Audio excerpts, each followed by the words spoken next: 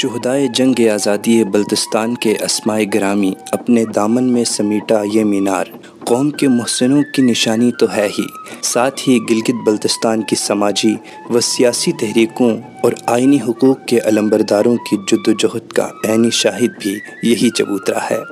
جی ہاں، یہ یادگار شہداء سکردو ہے جو شہر کے قلب میں پورے جاہ و جلال کے ساتھ قائم ہے۔ یہی سکردو کی پہچان ہے اور مرکز نگاہ بھی۔ اس یادگار کو بلتستان کے پولیٹیکل ایجنٹ بنات گل آفریدی نے 1948 کے شہدائے جنگ آزادی بلتستان کی یاد میں تعمیر کرایا تھا۔ بنات گل آفریدی ایک فرض شناس افسر تھے۔ بلتستان کے باسیوں سے انہیں خاص انسیت تھی اور وہ یہاں کے مسائل کے حل کے لیے ہم وقت کوشاں رہتے تھے۔ 1964 میں بنات گل آفریدی جب دوسری بار بلتستان کے انتظامی سربراہ متعین ہوئے تو انہوں نے علاقے کی ترقی کے لیے جو انقلابی اقدامات اٹھائے وہ قابل تحسین ہیں۔ ان کے ترقیاتی منصوبوں میں نیا بازار سکردو کی تعمیر اور یادگار شہداء کا قیام نمایاں ہے۔ سکردو کا پرانا بازار جو ڈوگرا دور میں بنا تھا، اس کی جگہ انہوں نے جدید دور کے تقاضوں کے مطابق ایک نئے بازار کے قیام کا فیصلہ کیا، جس میں بڑے شہروں کی طرح دکانیں، ہوٹلز، لائبریری، ڈسپنسری اور پی آئی اے آفس سمیت دیگر دفاتر بھی موجود ہوں۔ انہوں نے اس بازار کے عین وسط میں بلتستان کے ان شہداء کی یادگار بنانے کا فیصلہ کیا جنہوں نے جنگ آزادی میں ڈوگروں کے تسلط سے اپنے وطن کو آزاد کرانے میں جانوں کا نذرانہ پیش کیا تھا۔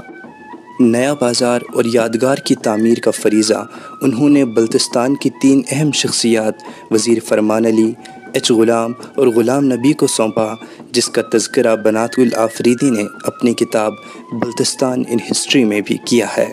ان کے مطابق یادگار شہداء کی تعمیر ان کی ایک اہم خواہش تھی۔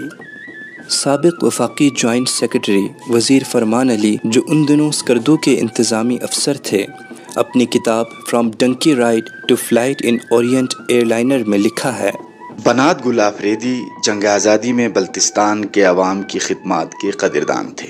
انہوں نے 1948 کے تمام شہداء کے نام سامنے لانے کے لیے بلتستان کے گاؤں کی اہم شخصیات سے استفادہ کیا اور بڑی محنت سے شہداء کی فہرست مرتب کرنے میں کامیاب ہوئے۔ یوں سنگ مرمر پر شہداء کے نام کندہ کر کے یادگار پر نصب کر دیا۔ نامور سماجی شخصیت حاجی محمد رضا المعروف بابو رضا کہتے ہیں: یادگار شہداء تعمیر کرنے کی تجویز بنات گل آفریدی کو سلطان مہدی قمرا نے دی تھی۔ سلطان مہدی شملہ میں قائد اعظم نیشنل گارڈز کے کمانڈر تھے۔ انہوں نے یادگار کی تعمیر کے حوالے سے ایک درخواست بنات گل آفریدی کو پیش کی تھی اور مبلغ 500 روپے بھی بطور تعاون پیش کیے تھے۔ یادگار شہداء کی تعمیر کے حوالے سے بلتستان کی نامور علمی و ادبی شخصیات غلام عباس سدے اور حاجی غلام محمد نادم کہتے ہیں: یادگار شہداء کی تعمیر پر لگ بھگ 20,000 روپے کے اخراجات آئے۔ یہ اس دور کے حساب سے ایک بڑی رقم تھی۔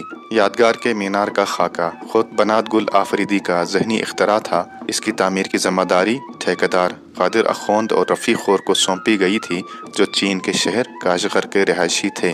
یہ دونوں تجارت کی غرض سے سکردو آ کر یہیں بس گئے تھے۔ انہوں نے کئی برسوں کی پیشہ ورانہ محنت سے اس یادگار کو تعمیر کیا۔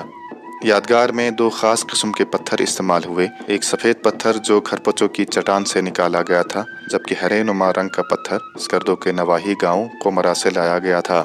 ان پتھروں کو بغیر مشینری کے سکردو اور ہنزا کے ماہر سنگ تراشوں نے مخصوص انداز میں تراشا تھا۔ مقپون خاندان کی بزرگ شخصیت کاچو مہدی علی خان نے سکردو کے کئی تاریخی و تہذیبی ورثوں کو وجود میں آتے ہوئے دیکھا ہے۔ وہ یادگار شہداء سے متعلق اپنی یادداشتوں کا در کچھ اس طرح واہ کرتے ہیں: بنات گل آفریدی کی ذاتی کوششوں سے اس مینار کی تعمیر 1969 میں مکمل ہوئی، تاہم اس کی نقاب کشائی کا اعزاز نئے تعینات ہونے والے پولیٹیکل ایجنٹ ممتاز خان وزیر کے حصے میں آیا۔ ممتاز خان وزیر نے 30 جولائی 1970 کو یادگار شہدائے بلتستان کی رسم نقاب کشائی اپنے ہاتھوں سے انجام دی۔ دوسری جانب بنات گل آفریدی نے اپنی کتاب میں یادگار شہداء کی نقاب کشائی اپنے حصے میں نہ آنے پر اظہار افسوس کیا ہے۔ نامور محقق سید محمد عباس کاظمی اور گلگت بلتستان کے سابق سیکرٹری تعلیم و صحت خواجہ مہرداد یوسف کہتے ہیں، اسکردو میں یادگار شہداء کی تعمیر سے شہر کی رونق دوبالا ہو گئی۔ لوگ بڑی چاہ کے ساتھ اسے دیکھنے آتے تھے اور جنگ آزادی کے شہداء کے نام پہ فاتحہ خوانی کرتے تھے۔ یادگار شہداء اپنی تعمیر کے فوراً بعد ہی عوامی تحریکوں کا مرکز بن گئی۔ بالفاظ دیگر یہ یادگار عوامی اسمبلی کی سی حیثیت اختیار کر گئی۔ سیاسی و آئینی حقوق کے علمبرداروں اور کارکنوں کی آوازیں اسی پرشکوہ مینار سے ہوتی ہوئی اقتدار کے ایوانوں تک جا پہنچیں۔ گویا یادگار شہداء طاقتور حلقوں کے نزدیک ایک بااثر پلیٹ فارم بن گئی، تاہم عوامی آواز کو مقتدر ایوانوں تک پہنچانے والا یہ مینار آج تک خطے کو آئینی حقوق سے سرخرو ہوتے ہوئے نہیں دیکھ سکا۔